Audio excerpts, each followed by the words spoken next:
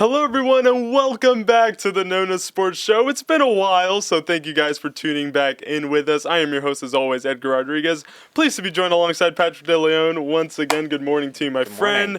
We have a lot to get to because we have, like I said, not been here for a couple of weeks. So what do we have in store? We have a NONA recap. We have a lot of things to catch you guys up on, including Disney President's Day tournament. We have a bunch of USL 2 news, and of course, our local high school did something incredible recently, so you'll want to stay tuned for that. And then for the second segment, Champions League as always on our minds. We have to look back on the knockout round. So, Patrick, are you excited? I am. I'm super excited to be back here. First of all, it's I been know, a while. it's been a couple super weeks. busy, but it's been a great time. So now we can kind of just have a more relaxed day today. That's right. And talk about some soccer. Back behind the desk doing what we love.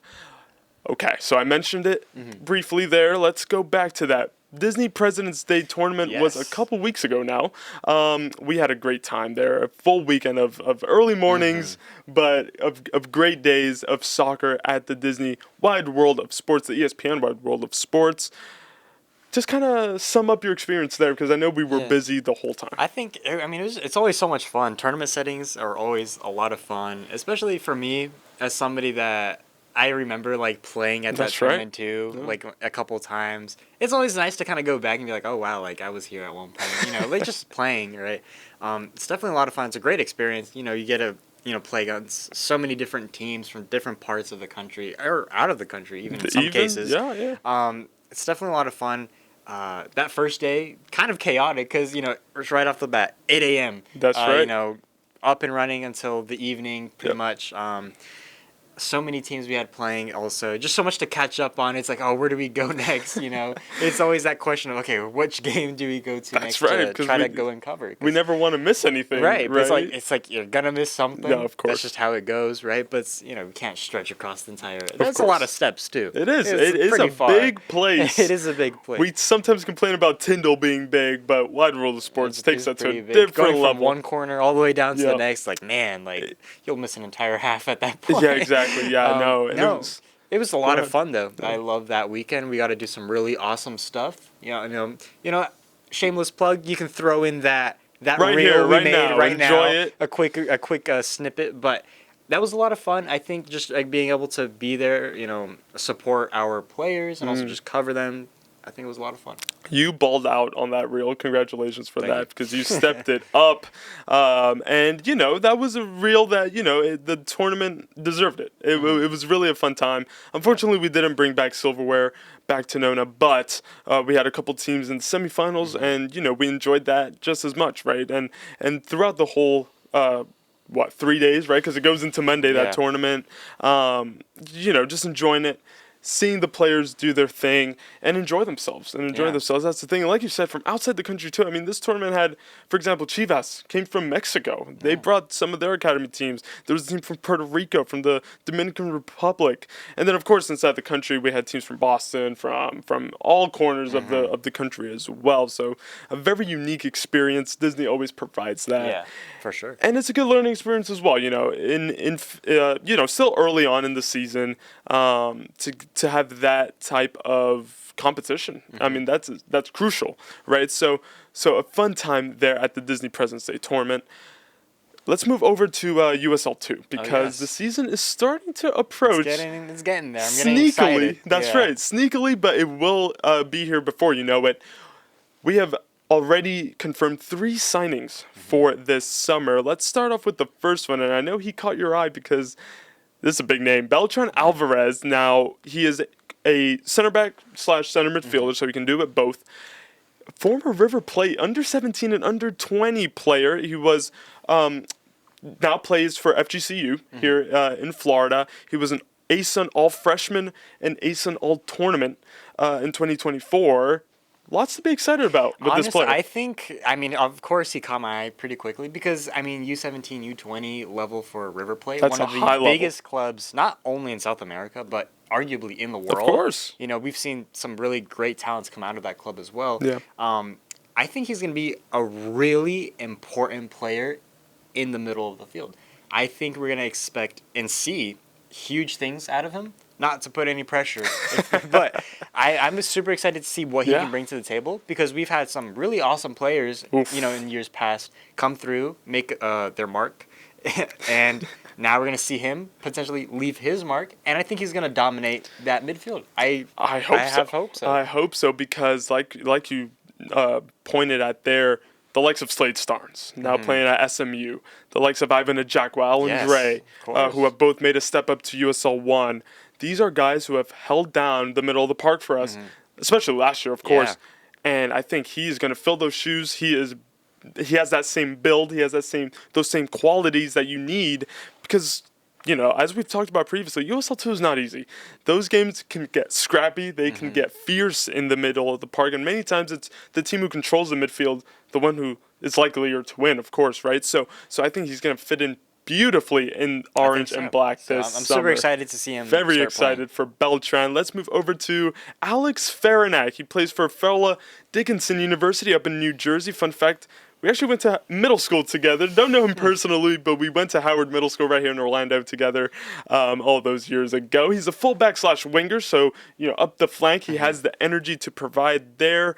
Again, Orlando native, an Orlando boy, lots to be excited about. Yeah, and I also think because he's going to be local again, he's going to feel more comfortable here. He's familiar with the surroundings, right? That's right. I think that's a huge difference, because you see it all the time, even in the professional, the highest level, players that just can't adapt to their surroundings. So I think he'll be comfortable here, and that's something you always want to have your players to be comfortable, in the sense that they're not so freaked out about where they are, right? No, 100%. That makes a big difference. Yeah, it does. It really, really does. And mentally, I think he's going to be a lot more locked in, just because he has that home field advantage, per se. Right? Literally. So, grew up not far from here. That's right. So I'm super excited to see what he can provide out on the sidelines, because, I loved playing that position personally. Yeah, it's fun. It was definitely fun. Yeah. It's pretty physical too, because you have to just go up and down. It's nonstop, but that's your job. It's super rewarding though. Once you go back defend, you go back up the field. That's right. Yeah. It's a lot of fun. So I'm super excited to see what he can bring to the field as well.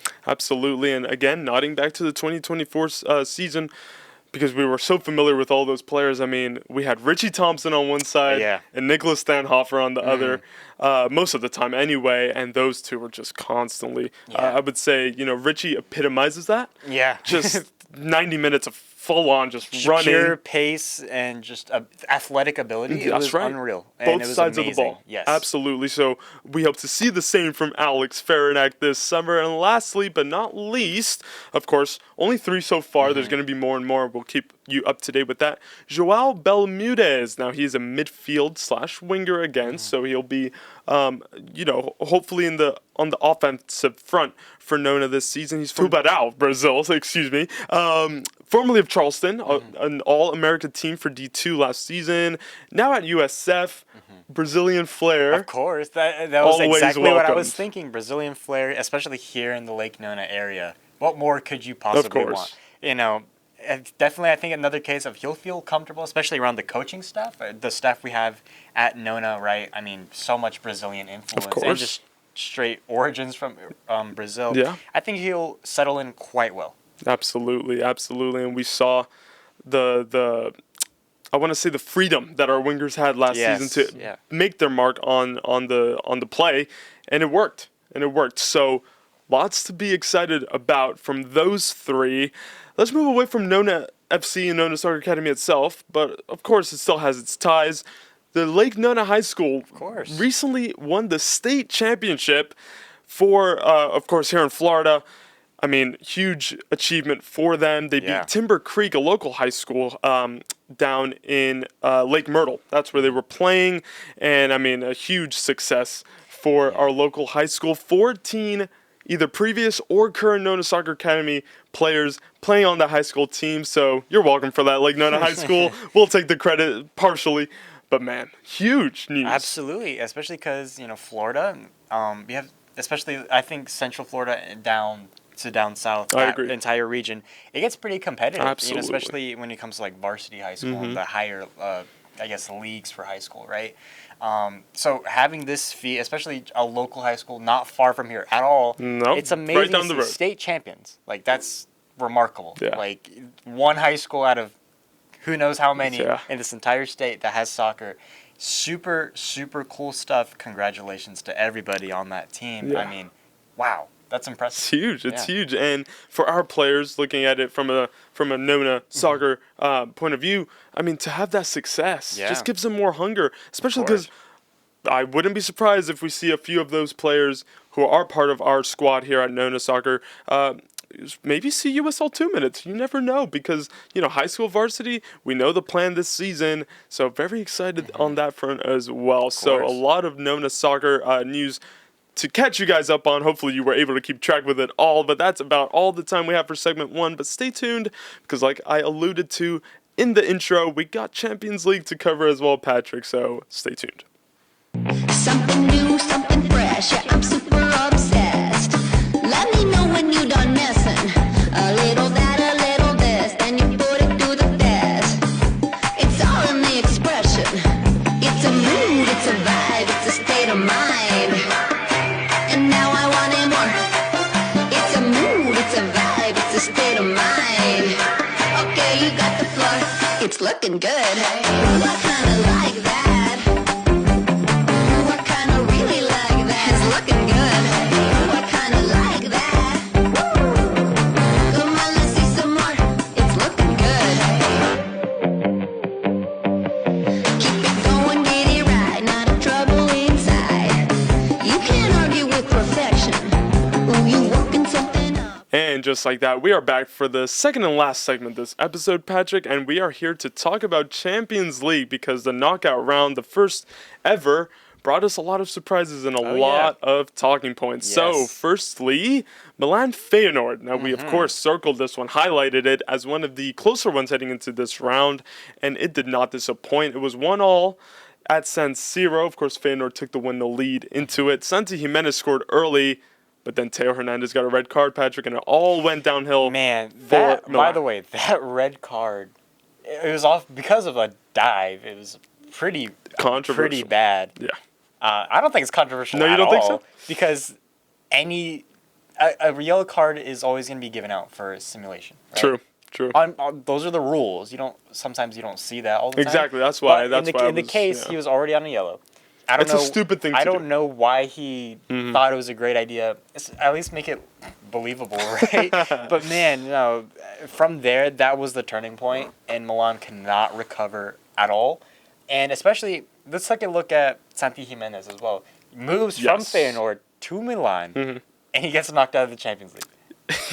I mean, that's just bad luck. It's tough. It's tough, especially since he scored in this game. Yeah, in the first minute. In the first minute. Just so, looking at it, Milan were like, okay, we'll kick on from this.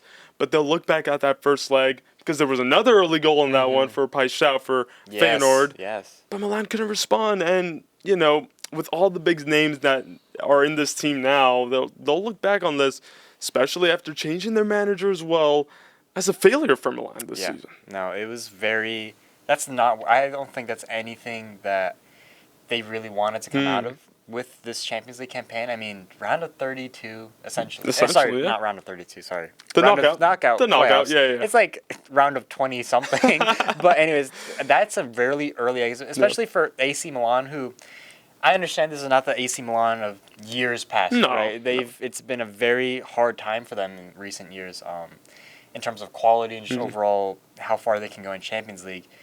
But man, like it's kind of disturbing to see how far Milan, and not just Milan, but Italian football. We'll get to that in a second. We will. But how far down the decline, right? Yeah. Yes, the decline. That's exactly the word.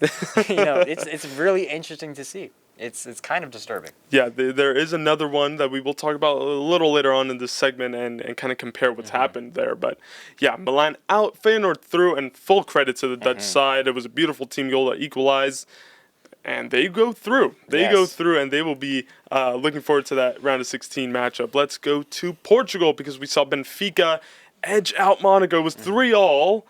4-3 Benfica on aggregate. Pavlidis in the first leg. That goal was huge. I know you were keeping a close eye on this one. Yeah, no, I mean this game had everything. I feel like Benfica, they've had some of the most entertaining games in all of the leagues. I all agree. the campaigns I agree. this season. I mean, let's take a look at, Barcelona, Benfica. Sure, that was a loss for them. But, man, that was just such a crazy game. This game, no different. 3-3 into the second leg. Both teams knew that it was do or die. Mm-hmm. And Benfica, they just edged through later in the game, finding that late goal.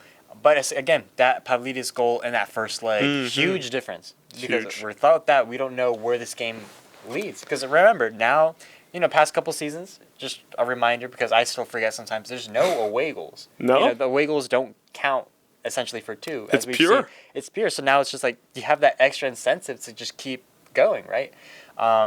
Hugely entertaining match. Yeah. Super, super fun. I was honestly, I didn't really think that, I thought it was going to be a pretty even matchup from the start, and it definitely was. I mean, 4-3, it's not like one team ran away with it, as another we'll get into a couple moments. That's very true. But, Monaco, again, one of those trickier sides, they almost pulled through. They just couldn't do it this time. They could not, like you said, find a way, unfortunately, for them. But since you brought it up, quick yes or no answer. Were you an away goals fan? It's tricky. It's one of those topics. This is a topic for another episode, but I need an answer. Oh my Say God! no. I think it had its moments. Oh, it had its moments. No. It had its moments, but I do think that this is a better way to go about it, because sometimes it felt so unfair. Good. Thank you. You know what I'm saying? But it definitely had its moments for terms of drama and storylines. Sure. And it was like, okay, very entertaining. But I think the way it is now, I'm glad they made those changes a couple of years ago. I think majority of people are. Okay, very good. I was a little wary of your answer at the beginning there, but good. Okay, we agree on that. But again, that's a topic for another episode. Let's move on to the third one, because Bayern took on Celtic at the Allianz Arena, and you go into this, two European giants. You can't discredit Celtic. But I mean, comparatively, right now on paper, it's a landslide. It should be a landslide. You were expecting Bayern to run away with this. Celtic took a win to lead in this game. They had to wait for a Davies last second. Last kick of the game, scrappy goal. It came off the keeper and it hit him. It wasn't even a shot. It hit Davies, went in, and Bayern scraped through. Just unlucky. 3-2 on aggregate. Yeah. But I feel like that's kind of telling in itself, if you're Bayern Munich, right? Lighting up 2 goals to Celtic. And, again, I'm not discrediting Celtic at all, but they it's just did like great. for Bayern, this is like something that's like, okay, that's kind of like a red flag, like what's going on there in the back. And probably offensively, because I was fully expecting them to maybe, finish the tie 5-1 on aggregate. Something like that. Something you'd expect Bayern to do. Right. But, man, Celtic, they definitely held their own. Again, just minutes away from taking it to extra time. Who knows where it could have gone there. That's right. But, man, they definitely – I think they'll be proud of that performance. They brought it to them. But, man, just so close. Missed opportunity for Celtic there, 100%. Yeah. They had many chances in the goal. I think Celtic's goal highlights the defensive frailties Bayern have this season.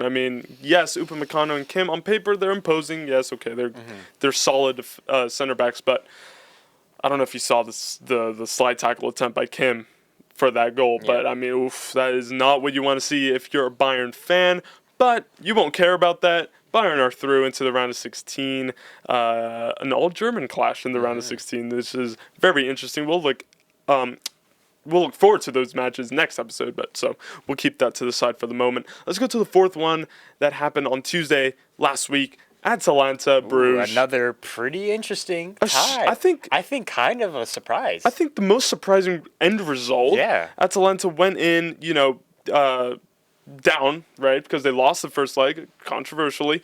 Let's touch on that real quick. Let's start there. Yeah. Did the penalty have an impact? I think it's undeniable. I think yes, because it came in so late. Now, in hindsight, I think absolutely, because it came in so late into that first leg. Bruges steal it, essentially, at the death. Completely. Right? And whether you realize it or not, as a player, that affects you mentally. Going into the next game. And especially because now everything changes. You're expecting, okay, maybe, we'll head into the second leg at a draw, right? But no. Bruges, they steal it right at the end. Now, hand to the face, right? I know we've talked about this before. Hand to the face, that is a foul. Yes. But it's also just like enough to bring, like you said, a 6-foot man down. No. I don't think so. We all know how the sport goes. It's nothing new, right? No. But it's just one of those things where it's like, I feel like you have to take that into consideration. Sure. You know, it's like, again, I understand, okay, hand to the face, right? It's illegal contact. But it's just like, as a referee, can you at least maybe look at it and be like, okay, but that's not enough. In the grand it's scheme not of even like things. it was like he straight up slapped him or anything. It was more like he's just trying to distance himself from him. So now we head into the second leg, and Bruges, I think, away, especially away from home, they were 3-0 up at halftime. It was a done deal. I do think that, honestly, I mean, it's just one of the things, okay, when you look at that scoreline, it's like, okay, maybe with or without the penalty, they still would have dominated regardless. Probably. They still got the job done away, Yeah. which is always harder to do than at home. But I do think that penalty definitely shook some Atalanta players up mentally, for Absolutely. And it kind of gets into the realm of the discussion of whether the game is officiated differently in the box and outside the box. It's another one of those things, right? It's another one of those difficult topics, and one of those objective things that the referee took that split-second decision, decided not to overturn it. Bruges go, like you said, into the second leg with an advantage, and that surely gave them, much more belief going into it, because Atalanta is not an easy place to go to. No. Lookman scored early in the second half, but just nowhere near enough. So Atalanta out, especially after looking good in the group phase. They're out and to domestically, Bruges. they're doing pretty well. Absolutely, they're in the top 5 or top 4 or 5 in Serie A. So yeah, Bruges continue on. They will have a tricky test against Villa in the round of 16. But let's move on to the Wednesday fixtures last week. Your Dortmund, congratulations, 3-0 away in Portugal. In Germany, literally nothing to talk about. 0-0. I mean, but you can't blame them. I guess, you got the hard part of the task. You got the hard part done. Right. Win away, get a nice lead, bring it back home. I mean, they did that, 3-0. They could kind of just do whatever, I feel like, after that. So I think they'll be okay with that result regardless of the 0-0. I think they're happy. Not much to talk about, like you said there, because they got it done in Portugal. That's it. That's all that matters. That's as long as you get it done, right? Sporting had nothing to offer. A very Dortmund way to advance, I think. Completely. 100%. Go from a 3-0 to a 0-0. But it gets the job done. No drama, no chaos. And Dortmund are through. Probably the most calm series we had out of all of these matches. I think so, yeah. The most calm one. Yeah, Dortmund broke out in that second half in the first leg. Yeah. Got the 3 goals, and in the Champions League, look, that's all you need. That's all you need. Get your goals, go home, and kind of avoid any potential. Because you never know. If Sporting got a goal at the Signal Iduna Park, how that changes. We know how unstable Dortmund is, and how up or down they can be. And a huge example of that is losing to Kiel a few weeks ago and then beating Union Berlin 6-0. Last weekend. I mean, you just never know with this Dortmund team. You never know. But hey, they are through. And in the round of 16, again, a huge matchup against Lille. Finished in the top 8. Dortmund didn't. We'll see what happens there. So for Dortmund, not much to report on in the knockout round. But a lot to report on for PSG Brest. We had an all-French matchup. Now, yes, okay. Once this was drawn, we kind of knew PSG were going to go through, but not like this. Not like this. I mean, this is just, first leg, 3-0. Okay. Fine. Hard to come back from. Yeah. But we've seen teams do it before. And it's PSG. You never know, right? Mm-hmm. But man, this second leg, absolute 7 different goal scorers. 7-0, 10-0 on aggregate. Oof. It's a shame for Brest, man, because they were such a feel-good story in the group phase. You cannot deny that. But to go out in this way kind of shows, well, maybe, Champions League this season might have been a step too far. And PSG are feeling themselves, which... They definitely expose Brest like that. But, man, that's terrible. 10-0, that's just the worst... you gotta feel bad because they, again, like you said, they had a really, I feel like, exciting campaign to start off the Champions League season. But man, that's a rough way to go. That's brutal. That has to be up there on one of the biggest wins in it all. Yeah. I know how it feels like to go out 10-2. Oh yeah, not 10-0, but 10-2. 10-2. A few times actually, but anyway, we'll move past that. But yeah, 10-0. Man.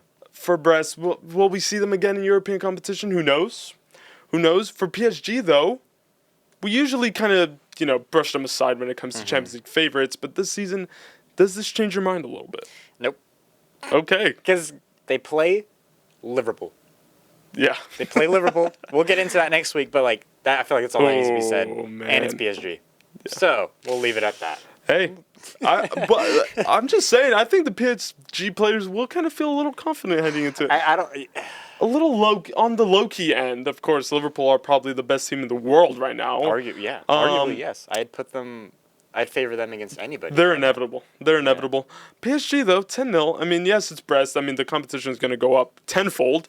But it's going to be an interesting tie. I think that's one of the more exciting round of 16 For sure. ties. Definitely Liverpool, PSG. Yeah. Absolutely. But PSG steamrolling their opposition and very comfortably through into the round of 16. Let's move on because we started with a Dutch-Italian matchup, and we're going to go back to that same scenario. PSV taking it to extra time. Yeah. And Juve getting knocked out. That is the second time a Dutch team knocks out an Italian team. Does this mean anything? Eredivisie better than Serie A? I've seen those debates, right? It's very interesting because, I mean, these were matchups that I was kind of excited to see because it's like, okay, this is a very interesting dynamic of players on both squads, right? Yeah. But again, I think this just reflects, I mean, we've seen Milan, we've seen Atalanta, now we see Juventus all get knocked out same round. I think this speaks more about Italian football as a whole. I think, yeah. And how, again, the decline that we've seen from years, I mean, the investment is not there. I mean, the quality of football that we're so used to seeing from, 10 years ago even, it's just not the same across all teams. The only team that has actually shown up from Italy has been Inter Milan. And, they finished high. They're flying the flag right now. But it's like we've seen them represent Italy better than anybody else the past couple of years. I mean, yeah, they made the final a couple of years ago. Sure, they didn't win, but that says something, that they're the only ones out of Italy right now that are doing good, And, I mean, there's a whole... You can go on and on about why Italian football right now is struggling. Yeah. I mean, it's so hard. I mean, here, I'll even throw in the national team. When was the last time they made the World Cup? 2014. It's been... way too long. 11 years. That's incredible. 11 years. They won a Euro. They did. In between, and they've still missed out.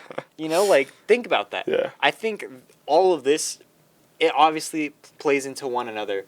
But, man, that's just kind of crazy because Italy, they are giants in football. Undeniably. They are one of the powerhouses in football. Yeah. But right now, in recent years, not just this year, we don't see that anymore. No. It's pretty shocking to see. No, it definitely is. And, just one more point. No, so for this, Matt, going back to PSV Juventus, obviously you have a very interesting mix of players, right? Managed by Thiago Motta, right? Yep. And not to, discredit, let's say, Weston McKennie or Tim Weah, but those are some of your best players right now. Yeah. And arguably, they're not necessarily one of the best players in their respective positions in the world. No. I love them. They've been producing pretty well. But, I think McKinney definitely is one of those cases where it's like they always try to push him out, but he always comes back stronger. And this year, he's been phenomenal for them. But, I mean, just compare this side to a Juventus side 10 years ago. Who did they have on the field?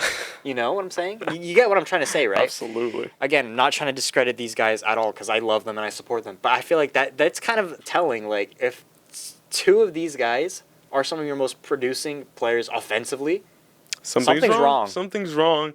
And as you nodded, back to those Juve teams, not even going 15, 20 years ago, just 10 years ago, we had the likes of Pogba at his peak. Pirlo at his peak. Morata even. When he was in a Juve shirt, he did it. He did the job. Of course, many other notable players. So many. Even Chiellini at the back. Bonucci. Buffon. Yeah, I mean, come on. Alexandro even as a fullback. He spent so long at even Juventus. Arguably Dybala as well. Dybala, yes. Rabiot. Like, I'm not the biggest fan of his, but for Juve, he did the job. He did, and but it's a young team now. It is with a young manager. Did he make the move from Bologna to Italy's biggest club too soon? That's another topic of debate. But yeah, I mean, Juve knocked out of the Champions League is not. It's one of those situations where it's like similar to Milan. Mm-hmm. They just cannot. It's just unacceptable for these clubs. Same for Milan, yeah. Yeah, to be knocked out. And like you said, Inter are the biggest, proponent in Italy right now. Yeah. Of course, Napoli, who actually lost to Como last weekend. I don't know if you saw that. Lost to Cesc Fabregas' Como. It's just, again, the title race has kind of boiled down in Serie A to those two, probably Napoli and Inter. I mean, you would think Inter are going to edge them out. Of course, Napoli aren't even in Europe this season under Antonio Conte, which is probably the main reason why they're in that title race. But yeah, man, lots to unpack there. Yeah, for Italian lots fans. to unpack. Like, yeah, absolutely from Serie A. But I think we saved the best for last. I guess on paper, best for last. Real Madrid against Man City. Now, last minute winner at the Etihad for Real Madrid. So they go to the Bernabeu up a goal or more even. Mbappe hat-trick. Oh. He balled out. City had nothing to offer, and Real Madrid are through comfortably. City had nothing. Again, we've talked about this before. It's that time of year where I think they finally have started to click. Mbappe has heated up. This is exactly who we wanted to see at the beginning of the year, at the beginning of the season back in August. He's finally coming through. I'm sure he's getting more and more confident. And that's a scary thought. Mbappe getting more and more confident every passing week. That's not a player you want to go up against at all. So a hat-trick against Manchester City. Yes, this Manchester City side, they are in shambles. Lost to domestically. Domestically, continentally. This is a completely... this side is falling apart. It is. There's so many different factors at play for Pep Guardiola and his side. But, man, I mean, we've seen the matchups between Manchester City and Real Madrid have been super entertaining in years past. They've been pretty close, I feel. Closer. Close. They always kind of went down to the wire. I feel like heading into this match day, we kind of already knew, it was going to be Madrid. We kind of already knew that Madrid was going to maybe not run away with it, but they were definitely going to dominate more. And, again, that first leg, if City wanted to have any say in this tie, they had to come away with that first leg at home with the result. They stunk it up in the end. Yeah. And, I mean, here we are now, 6 goals later. 6 goals later. Like we talked about in the first leg, I mean, it was mistakes. City put themselves in that position. Yes. It did not have to get to that. No. They could have easily come out of that with a draw, but they didn't. And they failed to again. And for a team that won the Champions League a couple years ago to now to this, to barely scrape through the group phase, we have to remember, they scraped through, even though they beat Bruges that final match, they barely scraped through with them, and Sporting, I think, were down there as well. Yeah. And then heading into this one, I mean, I think Real Madrid looked at Manchester City for probably the first time and said, it'll be perfectly fine. It's not going to be, oh, man. So, I mean.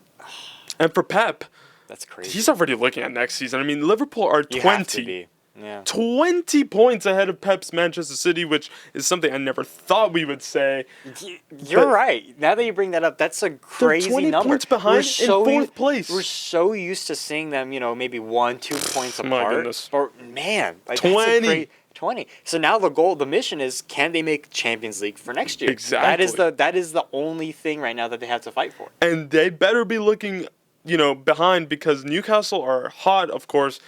That Etihad game aside, where City pummeled them 4-0. Newcastle are going for him, and Forest are kind of hitting a bumpy patch. So at the same time, City will be looking ahead, right? And saying, Forest, get out of our way. But you just never know this season. You never know this season. But I think that about wraps it up for this episode, Patrick. We went through all 8. We touched on some of the round of 16 matches just briefly, but next week we will dive into them because there's, again, so much to unpack there. But the Champions League is only getting started, Patrick. Only getting started. The round of 16 quickly approaching. But from yourself, from myself, from NONA Studio, that's it for this episode of the NONA Sports Show. Thank you so much for tuning in. Stay tuned for next week's edition. Goodbye for now.